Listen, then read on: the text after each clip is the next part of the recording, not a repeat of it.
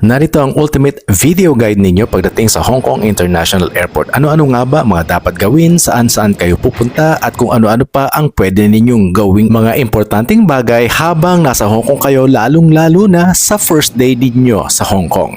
Welcome to Hong Kong International Airport Terminal 1. Pagpasok pa lang natin dito ay kinakailangan nating dumiretso sa immigration para ma-process ang arrival documentation. Mas magandang sa aeroplano pa lamang ay nakapagsulat na kayo sa ating arrival form. Binibigay ito ng ating mga flight attendant. Pero kung hindi naman kayo nakapag-fill out sa aeroplano ay pwede na rin kayo mag-fill out dito sa airport. Matatagpuan ang mga forms malapit sa pagpasok sa may immigration. Ugaliin natin magbasa ng mga sign sa ceiling katulad nitong immigration na to. Nakaturo na araw na kailangan lang nating dumiretso. Dito sa gawi rito ay may makikita kayong mga bars na nakatayo. Isa lang ang ibig sabihin yan, crowd control yan para hindi magsabay-sabay ang mga tao. So dadaan lang kayo rito at meron pang pangalawang walkalator na pwede kayong sumakay